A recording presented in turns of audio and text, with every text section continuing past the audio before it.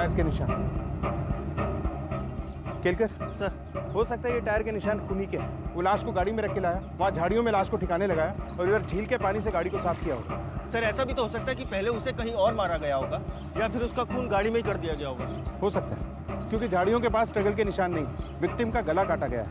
अगर झाड़ियों के पास उसका गला काटा जाता तो जमीन पे बहुत सारा खून होता, जो कि नहीं है। लेकिन समझ में नहीं आता कि ये आदमी है कौन और इसे कौन मारेगा और क्यों। केलकर, कातिल ने लाश को पवाना लेक के सुनसान इलाके में ठिकाने लगाया। एक काम करो, लाश की फोटो आसपास के एरिया में सर्कुलेट कर दो।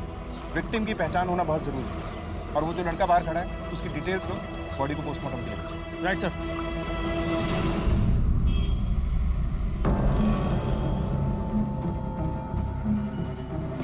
लड़की कहाँ जा रही है? कहाँ से आई?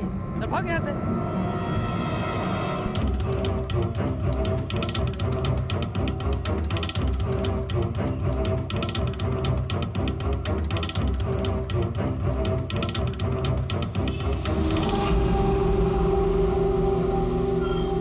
चलो चलो लास्ट स्टॉप आ गया, चलो चलो उतरो उतरो उतरो।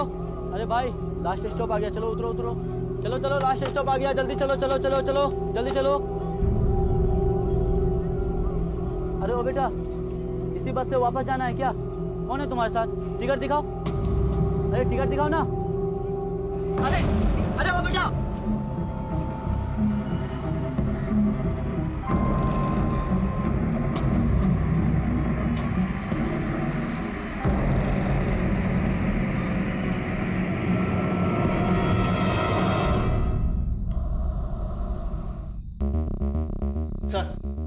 सर इन लोगों का कहना है कि इस आदमी को इन दोनों ने देखा था।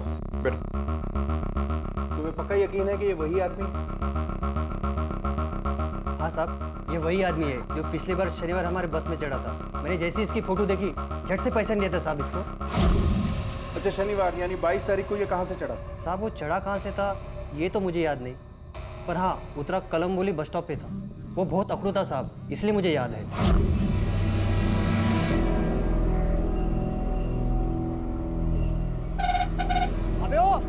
सुनाई नहीं दे रहा है क्या? बहुत जल्दी है क्या तेरे को? बहुत घाई मची हुई है, साले खींच के इतना मारूंगा ना यहीं पे। अरे यार पर हॉर्न मैं बजा रहा हूँ जब। अबे तो हॉर्न बजा रहे तो कौन सा एहसान कर रहे हैं? साले नाक तोड़ दूंगा मैं तेरा। जल्दी कर। इसके साथ कोई और भी था? नहीं साहब, ये अकेला था। ठीक है, अगर जरूरत पड़ेगी तो दोबारा बुलाएंगे तुम। जाओ। केलकर सर, इस इन्वेस्टिगेशन की शुरुआत हमें वहीं से करनी होगी जहां इस आदमी का सफर खत्म हुआ था। फौरन कलमबोली चल। Okay sir. महाराष्ट्र के पनवेल इलाके में रहने वाले शर्मा परिवार की कहानी आखिर क्या थी, और जिस शख्स की लाश पवाना लेक के पास झाड़ियों के बीच मिली थी वो कौन था? शुरुआत में ही हमने देखा कि पायल अपनी मां पूजा के साथ अंकिता के घर में रह रही थी, जहां और भी लोग रहते थे। तो आखिर ऐसा उसकी जिंदगी में क्या हुआ था कि उसकी हालत इतनी बुरी हो गई थी कि वो आज दर दर भटक रही थी? और जिस शख्स की लाश झाड़ियों में मिली थी, क्या पायल से उसका कोई कनेक्शन था?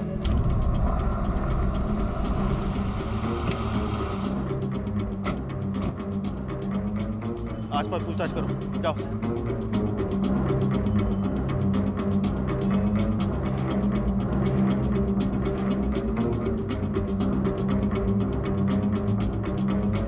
भाई साहब जरा सुनिए, इस आदमी को पहचानते हैं आप? हाँ सर, ये आदमी हमारे दुकान पर आया था। भाई साहब ये गुरदास चौक कहाँ पड़ेगा? ये सामने वाला जो चौराहा है ना, वहाँ से बाएं मुड़ जाना, उसके बाद जो चौक आएगा वही गुरदास चौक है। Thank you sir. अब ये भी पता चला है कि यह आदमी एक जनरल स्टोर पर गुरदासपुर चौक का एड्रेस पूछ रहा था। गुरदासपुर चौक? चलो।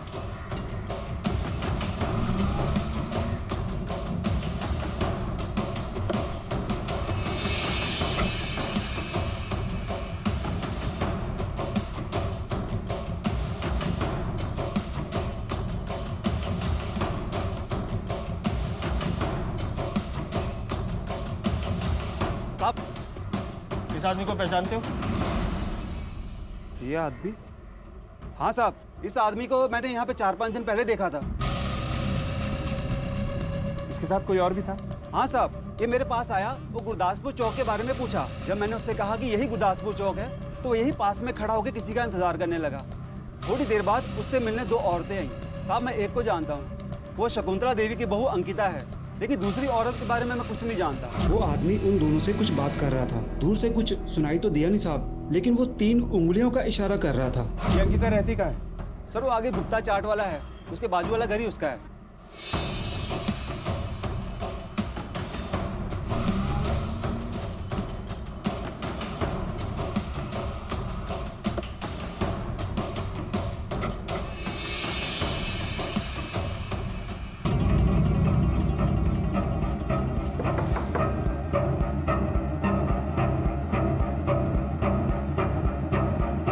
अंकिता यहीं रहती है? जी सर। उसे बुलाइए, हमें कुछ बात करनी है। अभी तो वो घर पे नहीं है। क्या बात होगी सर?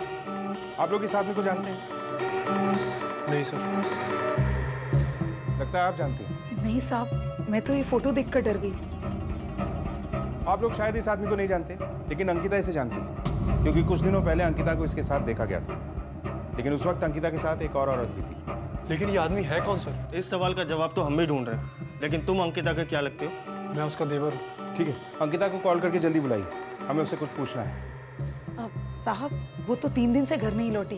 हम लोग थाने आने ही वाले थे, उससे पहले ही आप आ गए। क्या अंकिता 3 दिन से घर नहीं लौटी और आप लोगों की नींद अब टूट रही है? साहब, जब से मेरा बेटा यानी अंकिता का पति इस दुनिया से गया है, उस दिन से लेकर आज तक उस औरत ने मुझसे सीधे मुंह बात तक नहीं की है। साहब, हमें लगा वो अपने किसी दोस्त के यहाँ गई है। पहले भी ऐसा हुआ है साहब, जब वो अपने किसी दोस्त के यहाँ 2-4 दिन रहकर आई है। हमें लगा वो आ जाएगी, लेकिन वो नहीं आई और उसका फ़ोन भी बंद आ रहा है। इसीलिए हम लोग आज थाने आने वाले थे। इस वक्त अंकिता किसके साथ हो सकती है? हमें नहीं पता सर। हाँ, लेकिन पूजा के साथ हो सकती है। पूजा और अंकिता भाभी बचपन के दोस्त हैं। और हाँ सर, पूजा अपनी बेटी पायल के साथ 2 महीने से यहाँ पे किराए पे रह रही थी। रह रही थी मतलब? अब कहाँ है पूजा? हमें नहीं पता सर। सर, अंकिता भाभी के साथ साथ पूजा भी गायब है। आप लोगों जैसे गैर जिम्मेदार इंसान मैंने आज तक नहीं देखे। 3 दिन से अंकिता लापता है। 24 घंटे बाद आप उसकी मिसिंग कंप्लेंट दर्ज कर सकते थे। खैर, हमें अंकिता और पूजा की फोटोग्राफ्स दीजिए और उनके नंबर भी। साहब, अंकिता का फोटो और नंबर तो है हमारे पास, लेकिन पूजा का फोटो और नंबर हमारे पास नहीं है। क्या पूजा और पायल का स्केच बनवा सकते हैं? हाँ साहब। ठीक है, आप लोगों को हमारे साथ पुलिस स्टेशन चलना होगा। आइए।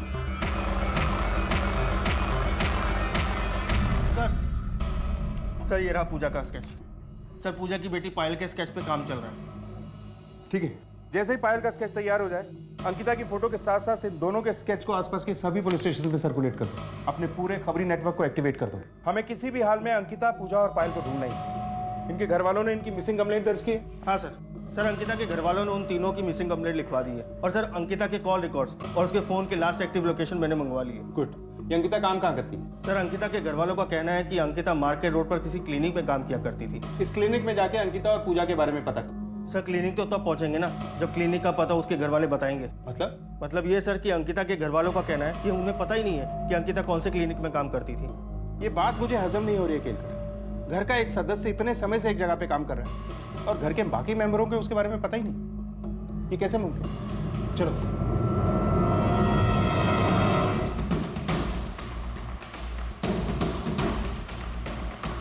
पंकज, ये कैसे पॉसिबल है कि तुम लोगों को पता ही नहीं है कि अंकिता कौन से क्लिनिक में काम करती है?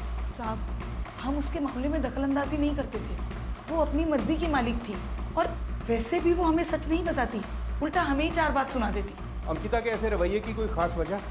सर, उसे आज़ाद रहना पसंद था। उसकी पर्सनल लाइफ में कोई इंटरफेयर करे उसे अच्छा नहीं लगता था, या उससे कोई सवाल जवाब करे तो वो चिढ़ जाती थी सर। और सर, हमें तो सिर्फ इतना ही पता है कि वो मार्केट रोड से किसी क्लिनिक में जाती थी।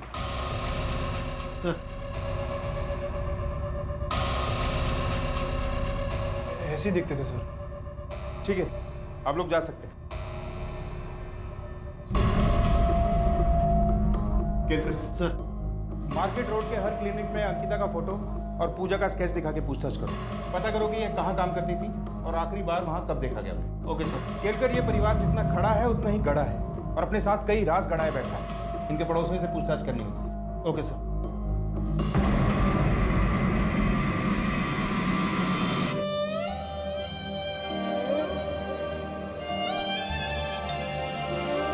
चलो जल्दी से मुंह खोलो। देख, नहीं खाएगी ना तो काला बाबा आके डराएगा। चल चल चल, मुंह खोल।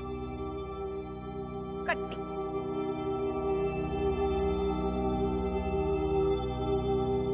चल, थोड़ा सा खा ले।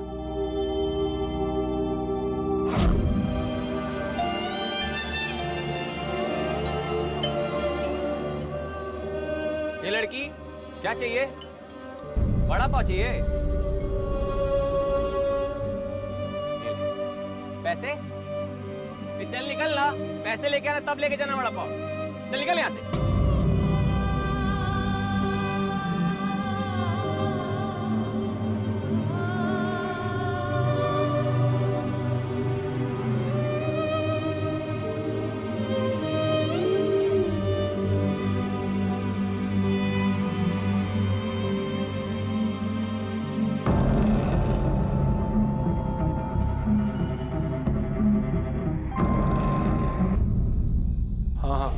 अरे पुलिस का अप डाउन चल रहा है, थोड़ा टेंशन वाला माहौल है, समझो तुम। हाँ हाँ कोई दिक्कत नहीं है, अरे हो जाएगी डिलीवरी। अरे जब मैं बोल रहा हूँ मेरे बात पे विश्वास करो कि नहीं। कॉल करता हूँ मैं। गरिमा कहाँ जा रही है? वो सर में बहुत दर्द हो रहा है इसलिए मेडिकल स्टोर जा रही हूँ दवाई लेने। अच्छा रुक। पंकज बेटा जरा आना। हाँ माँ क्या हुआ? बेटा जरा दुकान से जाके इसके लिए सरदर्द की दवाई ले आ। किसी को आने की जरूरत नहीं है, मैं खुद चली जाऊंगी। ऐसा कर तू साथ में चला जा, रात के 9 बज रहे हैं। सिर्फ रात के 9 ही बजे हैं माँ जी, और दुकान भी पड़ोस में ही है, मैं खुद जा सकती हूँ। अरे माँ रात के 9 ही तो बजे, जाने दो ना। तुझसे जितना कह रही हूँ उतना कर, चल जा जल्दी।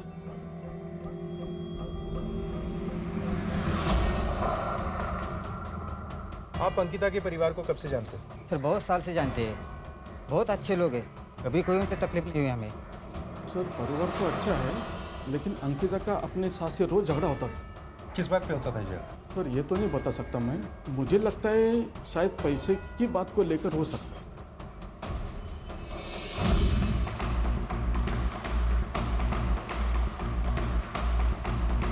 जब तक अंकिता का पति जिंदा था तब तक तो सब कुछ ठीक चल रहा था, पर उसके मरने के बाद उन लोगों की हालत बहुत ज़्यादा खराब होने लगी। एक एक दिन उन लोगों को काटना बहुत मुश्किल हो गया था।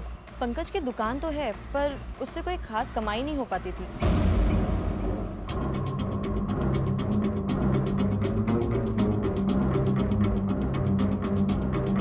अंकिता कैसी लड़की थी? अंकिता अच्छी लड़की नहीं थी साहब। मतलब? क्या बताऊं साहब, रोज अपने देवर के साथ बाइक पे जाती थी चिपक चिपक के, वो भी उसका पति ना होने के बाद।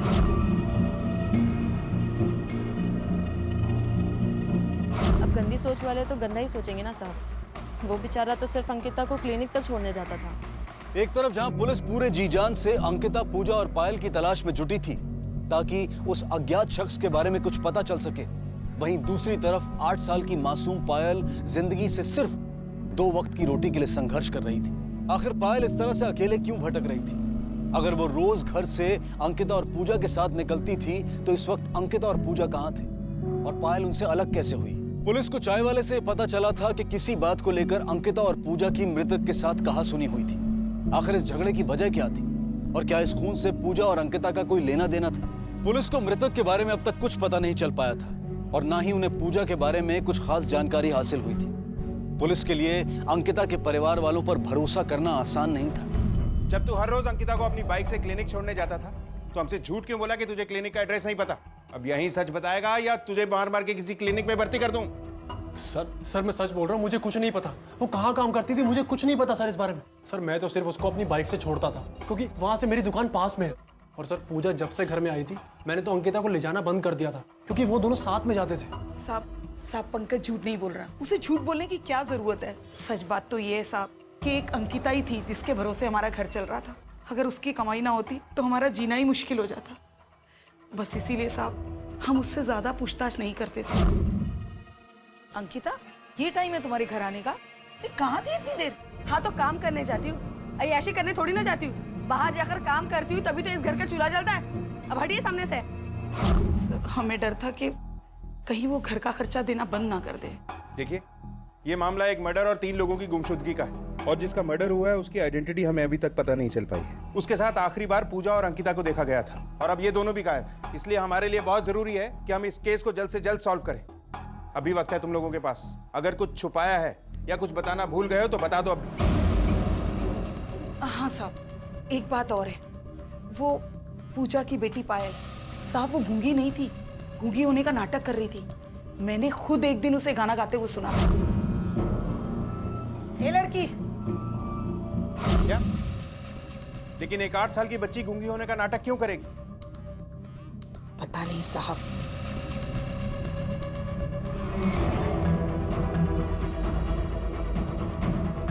केलकर, यहाँ से तो कुछ हाथ नहीं लगा। एक बार अंकिता के रिश्तेदारों से मिलते हैं, शायद वहाँ से कुछ पता चले। सर, अंकिता के रिश्तेदार के नाम पर उसकी सिर्फ एक बुआ है। उसके अलावा उसकी ज़िंदगी में उसके आगे पीछे और कोई नहीं है, और वो भी पूना रहती है। तो केलकर फौरन पूना चलते हैं और पता करते हैं कि अंकिता की बुआ क्या उस आदमी को जानती है जिसका मर्डर हुआ है। मुझे पूजा की बेटी पायल की चिंता हो रही है, कहीं बड़ों के जाल में ये बच्ची किसी गलत जगह न फंसे। ओके सर, ठीक है, चलो।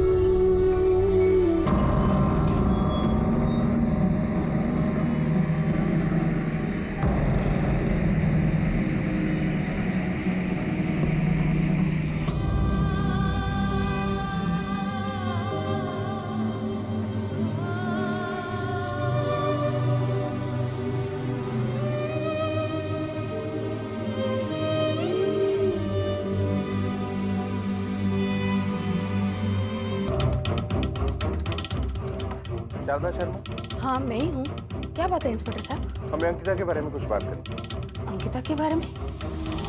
अंकिता से आखिरी बार आपकी बात कब? अंकिता से बहुत वक्त से बात ही नहीं हुई है, लगभग 1 साल हो गया है। और आखिरी बार तब मैंने उसे देखा जब उसके पति की अंतिम तिथि थी। अच्छा, अंकिता का कोई और रिश्तेदार है? नहीं सर, बचपन में ही उसके माँ बाप गुजर गए थे, और रिश्तेदारों में मेरे सिवा उसके आगे पीछे कोई नहीं है। इस आदमी को आपने कभी देखा है? नहीं सर, नहीं देखा। इसे गौर से देखिए, हो सकता है ये अंकिता का कोई पुराना प्रेमी या दोस्त हो और आपने इसे देखा हो। मैंने कहा ना सर, इसे मैंने नहीं देखा। और अंकिता ऐसी लड़की नहीं थी। उसके माता पिता के देहांत के बाद मैंने अपने हाथों से उसे पाला पोसा है, अच्छे संस्कार दिए हैं उसे। तो इसका मतलब अंकिता बचपन से ही आप ही के साथ रह रही थी? हाँ सर, वो यही रही है। इसे तो देखा ही होगा, ये अंकिता की बचपन की दोस्त है पूजा। नहीं सर, और पूजा नाम की तो अंकिता की कोई दोस्त थी ही नहीं। सर, ये माजरा क्या है? अंकिता के साथ वाकई में कुछ गलत हुआ है या फिर वो कहीं चली गई है? केलकर, शारदा जी के हिसाब से अंकिता की पूजा नाम की ऐसी कोई दोस्त नहीं थी जो बचपन से उसके साथ थी। और एक बात और, जिस आदमी का मर्डर हुआ है उसका अंकिता और पूजा के साथ क्या कनेक्शन है? चाय वाले के हिसाब से भी अंकिता और पूजा की उससे लड़ाई हुई। सर, क्या कोई झगड़ा इतना बढ़ सकता है कि किसी की हत्या भी कर दी जाए? हेलो, सब इंस्पेक्टर केलकर है? ओके सर, अंकिता के कॉल रिकॉर्ड से कुछ खास नहीं मिला, लेकिन एक सरप्राइजिंग बात सामने आई। उसके कॉल रिकॉर्ड में एक भी ऐसा नंबर नहीं था जो पूजा के नाम से रजिस्टर्ड हो। क्या? ऐसा कैसे मुमकिन है कि अंकिता ने पूजा को एक बार भी कॉल नहीं किया? अंकिता के फोन की लास्ट लोकेशन क्या थी? सर, अंकिता के फोन की लास्ट लोकेशन 25 तारीख को शाम 6 बजे मार्केट रोड थी। मार्केट रोड, यानी क्लिनिक से घर आते वक्त अंकिता गायब हुई। केलकर, कहीं अंकिता के गायब होने में इसके घर वालों को ही हाथ तो नहीं है? मोहल्ले वालों के हिसाब से भी घर में अंदरूनी झगड़े का एंगल सामने आया है। सर, घर वालों के लिए वो सोने का अंडा देने वाली मुर्गी थी। जब घर वालों को पता था कि घर उसी की वजह से चल रहा है, तो फिर वो उसे क्यों मारेंगे? पंकज अंकिता को क्लिनिक के पास छोड़ने जाता था और उसने हमसे ये भी कहा कि उसने कभी अंकिता का क्लिनिक नहीं देखा। ये बात मेरे को समझ में नहीं आ रही। केलकर, कहीं इस कहानी में भी सोने का अंडा देने वाली मुर्गी के साथ इन घर वालों ने कुछ कर तो नहीं दिया? सर, पड़ोसी के मुताबिक अंकिता और पंकज के बीच में कुछ चल रहा था। कहीं पंकज की मदद से ही तो अंकिता फरार नहीं हुई। इस पंकज की कुंडली निकलवाओ फौरन। Okay sir. अरे मैंने बोला ना अभी नहीं हो पाएगा, कर दूंगा थोड़ी देर में। अरे अच्छा हाँ, करता हूँ थोड़ी देर में, ठीक है। 1 मिनट होल्ड करो, किसी का कॉल आ रहा है। हेलो, बच्ची तेरे पास थी ना? तेरे घर में है ना वो? क्या? अरे मेरे पास कोई बच्ची नहीं है।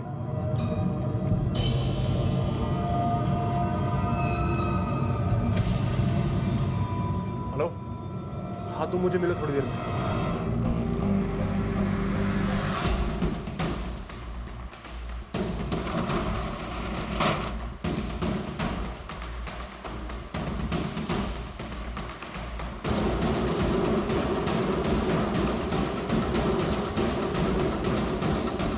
मुझे अपडेट करते रहना। हाँ ठीक है, मैं तुझसे बाद में बात करता हूँ। सर विक्टिम की पोस्टमार्टम रिपोर्ट। सर इस रिपोर्ट के हिसाब से विक्टिम की मौत 26 तारीख को हुई थी, लाश मिलने से तकरीबन 10 से 12 घंटे पहले। सर कातिल ने विक्टिम के पहले गले को काटा और उसके बाद उसकी छाती में 2 बार चाकू से वार किए। केलकर, इसे देखकर ऐसा लगता है कि किसी ने बहुत बेरहमी से इसे मारा है। ऐसा तो कोई तभी करता है जब दुश्मनी हो या फिर बहुत ज्यादा गुस्सा हो। सर पोस्टमार्टम रिपोर्ट में यह भी लिखा है कि विक्टिम शायद मुसलमान। सर मैंने पंकज के फ़ोन रिकॉर्ड्स को चेक किया, लेकिन एक नंबर के अलावा और कुछ हाथ ही नहीं लगा। इस नंबर में कुछ खास है? हाँ सर ये नंबर किसी भास्कर आपटे के नाम से रजिस्टर्ड है। सर भास्कर और पंकज में काफ़ी बातें हुआ करती थी, कई बार तो दोनों में आधी रात तक देर तक बातें हुआ करती थी। और हाँ सर, भास्कर के नंबर से अंकिता को भी कॉल गया था। Hello sir, Pankaj royal garden hotel में आया सर। ओके। तुम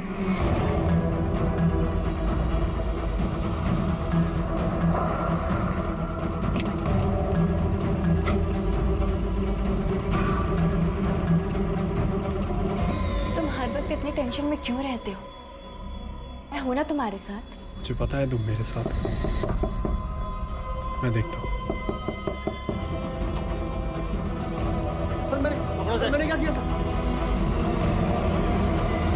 अरे पंकज चलो, बात क्या है? लेकर के कहाँ लेकर के जा रही हैं आप हमें?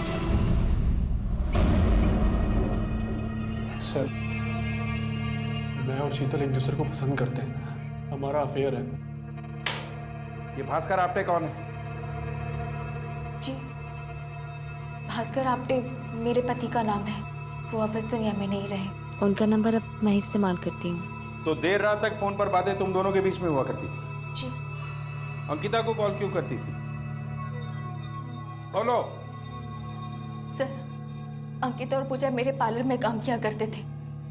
अंकिता ने मेरे पार्लर में 7 महीने पहले ही ज्वाइन किया था और अभी पिछले महीने ही उसने मुझे पूजा से मिलवाया था। मैडम। हाँ अंकिता। मैडम ये मेरी दोस्त पूजा है और इसे ना काम की बहुत ज़रूरत है। पूजा, इससे पहले तुमने कौन से पार्लर में काम किया है? मैडम इसने पहले किसी पार्लर में काम नहीं किया, लेकिन मैं इसको सिखा दूंगी ना, मैं सब कुछ बता दूंगी इसे और ये ना बहुत मन लगा के काम करेगी। और मैडम चाहिए तो पगार कम दे देना, प्लीज़ इसे रख लो, बहुत ज़रूरत है इसको काम की। ठीक है, अब जब तुम इतना कह रही हो तो रख लेते इसे काम पर। मैंने उसे काम पर रख लिया सर। 25 तारीख को भी अंकिता काम पे आई थी क्या? हाँ सर, आई थी और रोज की तरह अपना काम खत्म करके घर के लिए निकल गई थी, लेकिन दूसरे दिन वो आई नहीं। मैंने इस बारे में पंकज से भी पूछा था तो उसने मुझे बताया कि अंकिता उस दिन घर पहुंची ही नहीं थी। तुम्हारे पार्लर में सीसीटीवी कैमरा तो होगा? जी। केलकर सर, इनके पार्लर की पिछले 1 महीने की सीसीटीवी फुटेज चेक करो, कुछ ना कुछ हाथ जरूर लगेगा।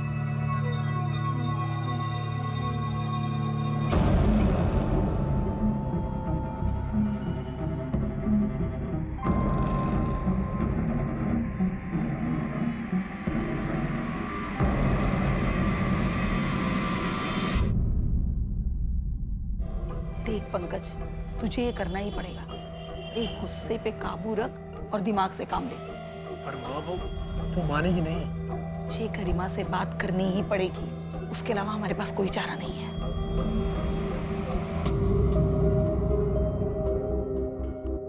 गरिमा, गरिमा, गरिमा सुनो। वापस मुझे छूने की कोशिश भी मत करना, समझे? गरिमा मुझे पता है मुझसे गलती हुई, मुझे माफ कर दो प्लीज। आखिर तुम मेरी बीवी हो और तुम्हारे बिना कुछ नहीं हो सकता। कुछ तो करना ही होगा ना, मैं ये अकेला नहीं कर पाऊंगा। गरिमा प्लीज मेरी हेल्प कर दो, प्लीज। ठीक है, लेकिन तुम्हें इसकी कीमत चुकानी होगी। कितनी? 10% और। ठीक है।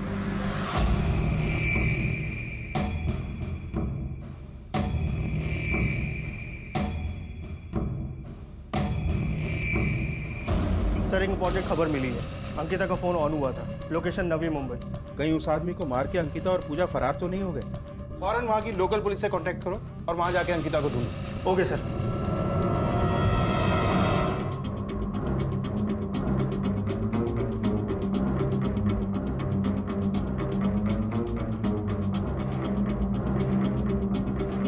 ओ भाई, इसे देखा? नहीं साहब।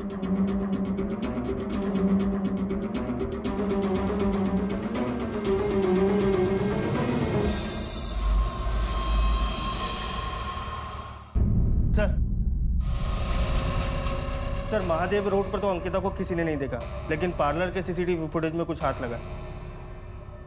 ये देखिए सर।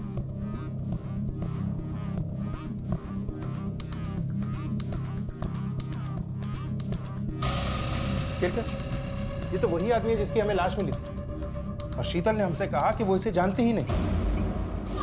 रुको, देखो शीतल, अब अगर एक झूठ भी तुम्हारी जबान से बाहर निकला तो मैं तुम्हें इस कांस्टेबल के पास छोड़ के चले जाऊंगा। बोलो, कौन था वो आदमी? सर वो आदमी मेरे पार्लर में आया था। तो तुमने हमसे झूठ क्यों बोला कि तुम उस आदमी को नहीं जानती? क्योंकि मैं डर गई थी सर, क्योंकि जिस शख्स के बारे में आप पूछताछ कर रहे थे वो मर चुका था और मैं इन सब बचड़ों में पढ़ना नहीं चाहती थी, इसलिए आपसे झूठ बोली। या पंकज ने कहा था तुमसे झूठ बोलने के लिए? नहीं, पंकज ने मना नहीं किया था, उल्टा मैंने उसे कहा था कि वो मेरे पार्लर का नाम ना ले। आप लोगों के सामने मेरे पार्लर की बदनामी हो जाती। सर यकीन मानिए, मैंने कुछ नहीं किया है। वो आदमी कौन था और क्यों आया था तुम्हारे पार्लर? सर अंकिता और पूजा के गायब होने के 2 दिन पहले। जिन्नत है? कौन जिन्नत? अरे जिन्नत। जिन्नत? यहाँ पर कोई जिन्नत नहीं है। जी, कौन चाहिए आपको? अरे मसाज के लिए ऑयल देना। अरे अरे अरे अंदर कहाँ जा रहे हो? ये ले हेलो पूजा। तेरे को मार दूंगा, समझी? पैसे चाहिए मुझे। पूजा, तू ठीक तो है ना? उसने तेरे साथ कुछ किया तो नहीं? हाँ? नहीं मैडम। मुझे ये आदमी था कौन? और ये जीनत कौन है? जीनत मेरी चचेरी बहन का नाम है और ये उसका आदमी था। ये जीनत कौन है? सर पूजा का ही असली नाम जीनत है और उसकी बेटी का नाम ज़ेबा। तुम्हें ये सब कैसे पता? सर एक दिन पायल कैंची से खेल रही थी और उस वक्त पार्लर की सभी लड़कियां खाना खाने के लिए बाहर गई थी।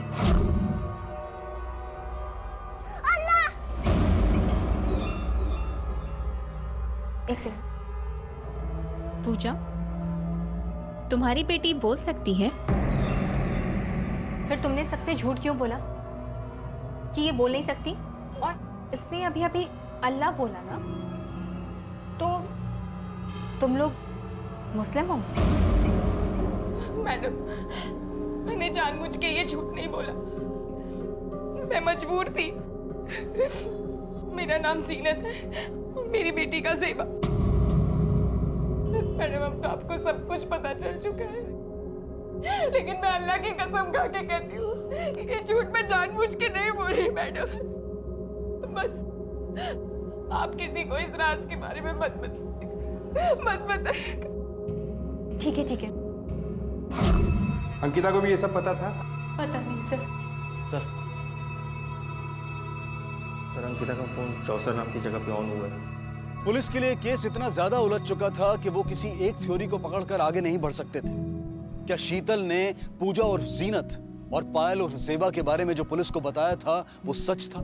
शीतल ने जो कुछ भी बताया था अगर वो सच था तो फिर जीनत अपनी बेटी को गूंगेपन का नाटक करने के लिए क्यों कहती थी? क्या इस सब के बारे में अंकिता को भी पता था? आखिर अंकिता, जीनत और ज़ेबा का उस मृतक के साथ क्या संबंध था और वो जीनत को ढूंढता हुआ उसके इलाके तक कैसे और क्यों आ पहुंचा था?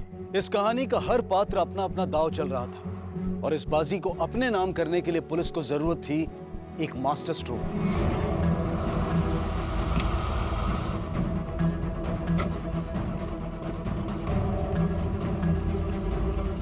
एक काम करो, आसपास पूछताछ करो, देखो कुछ पता चलता है।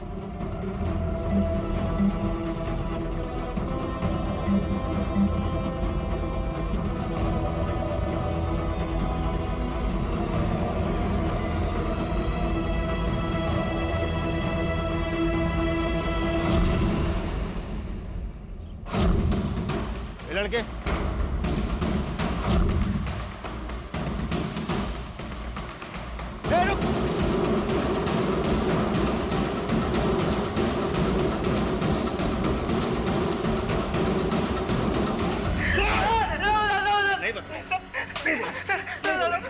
बोलेगा बोलेगा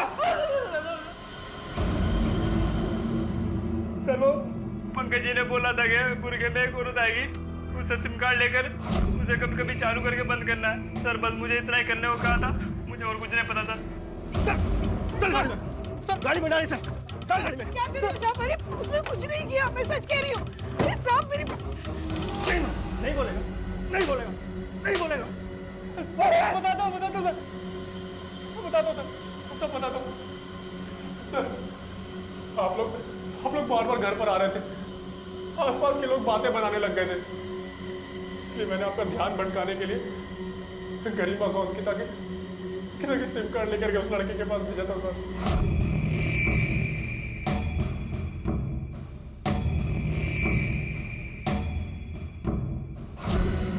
मैंने गरिमा को इसलिए भेजा था सर क्योंकि मुझे पता चल गया था कि लोगों की नजर मुझ पे है।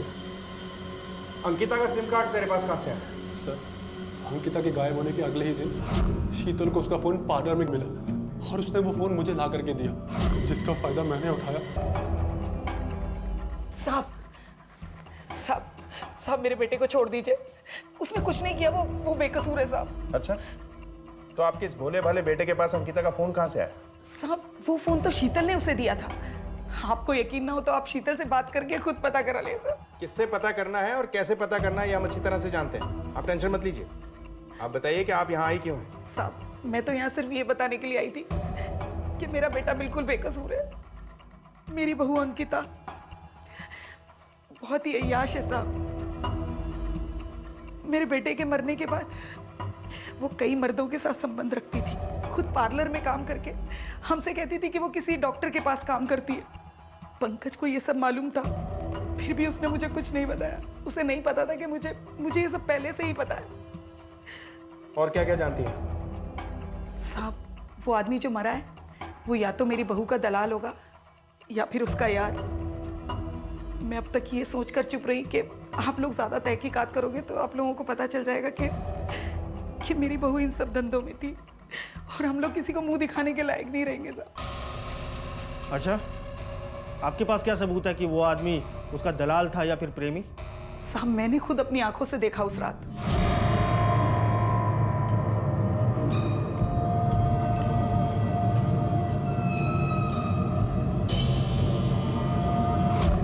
अब आप ही बताइए साहब, एक पराया मर्द किसी औरत को रात के 11 बजे अपनी बाइक पे बिठा कर लाता है और उसे इतने सारे रुपए देता है, तो इसका क्या मतलब हुआ? वो तो अच्छा हुआ साहब कि उस दिन मेरा व्रत था और व्रत खोलने के इंतजार में मैं खिड़की पर खड़ी थी। किस दिन की बात है ये? सब 21 तारीख की। हाँ 21 तारीख को ही मेरा व्रत था। केलकर, ये शकुंतला देवी हमसे झूठ बोल रही है क्योंकि 22 तारीख को वो आदमी कलम बोली आया था और उसने चाय वाले से गुरदासपुर चौक जाने का रास्ता पूछा था। अगर वो वहाँ अंकिता और जीनत से मिलने गया था तो उसे अंकिता का एड्रेस पता होना चाहिए क्योंकि 21 तारीख को मतलब एक रात पहले उसने अंकिता को वहाँ ड्रॉप किया था। इसका मतलब है कि शकुंतला देवी हमसे झूठ बोल रही। सर पार्लर के सीसीटीवी फुटेज से भी ऐसा कुछ नहीं मिला जहाँ से पता चल सके कि वहाँ पर प्रोस्टिट्यूशन का धंधा होता है। केलकर, इस औरत पे नजर रखो, 2 कांस्टेबल लगा दो इसके पीछे। ओके सर, लेकिन सर एक बात समझ नहीं आई, जीनत सबसे ये क्यों छुपा रही है कि वो एक मुस्लिम है? केलकर, जिस आदमी का मर्डर हुआ है शायद वो भी मुसलमान है और शीतल ने भी हमसे बताया था कि वो पार्लर में अंकिता से नहीं जीनत से मिलने आया था। हो सकता है वो जीनत का ही कोई रिश्तेदार हो। अगर ऐसा है तो अंकिता और उसके परिवार से इस आदमी का क्या लेना देना है और वो जीनत को धमकी क्यों दे रहा है? और सोचने वाली बात यह है कि इस आदमी को किसने मारा होगा और क्यों।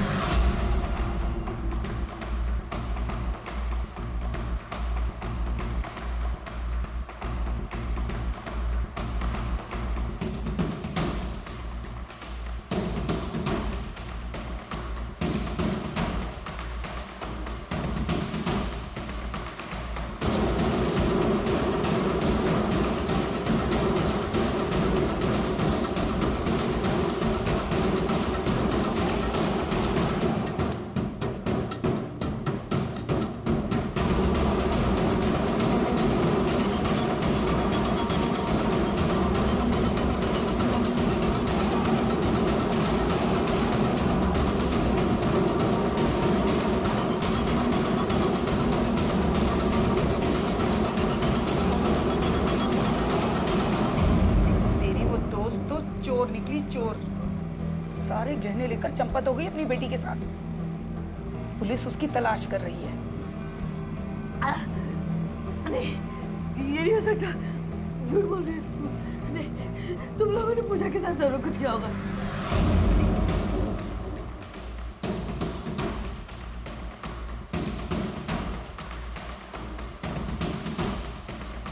मुझे पूजा को ढूंढना है। मुझे जाने दो। मुझे जाने दो। मुझे ढूंढना है उसे। पूजा को ढूंढने जाना है? ठीक है, मैं तुझे जाने दूंगी, लेकिन मेरी एक शर्त है। हेलो,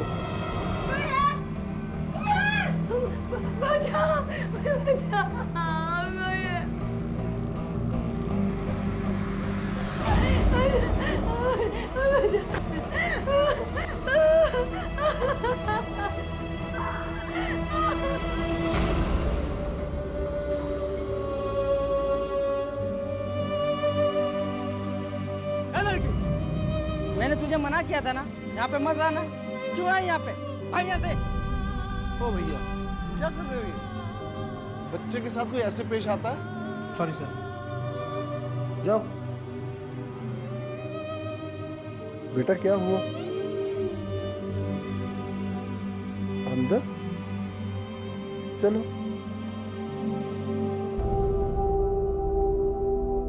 यही है ना आपका बैग? आपको भूख लगी है? कुछ खाओगे? आज अंकिता, अब कैसी तबीयत है तुम्हारी? मैं ठीक हूँ सर। देखो अंकिता, हम तुमसे ये जानना चाहते हैं कि तुम्हारे साथ क्या हुआ, किसने अगवा किया तुम्हें? मुझे नहीं पता सर, मैंने उनका चेहरा नहीं देखा। अंकिता, अब तुम्हें अपने ससुराल वालों से डरने की कोई जरूरत नहीं। तुम हमारी प्रोटेक्शन में, तुम्हारा कोई कुछ नहीं बिगाड़ सकता। देखो, हमें पता चल चुका है कि तुम्हारे ससुराल वालों ने ही तुम्हें किडनैप करवाया, क्योंकि तुम जहां मिली उस फैक्ट्री में हम तुम्हारी सास को फॉलो करते करते ही पहुंचे थे।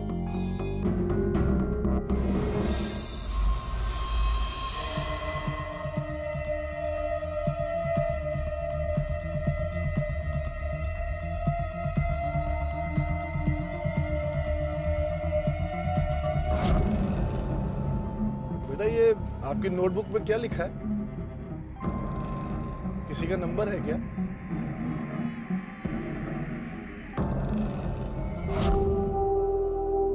ये लो बेटा, कभी भी जरूरत हो तो मुझे इस नंबर पे कॉल करना, ठीक है? बेटा, आपको इस नंबर पे बात करनी है क्या?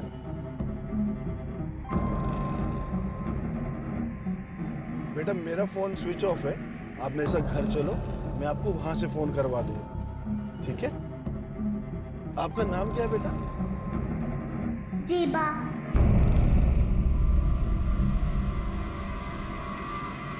शीतल ने जो पुलिस को बताया था वो सच था।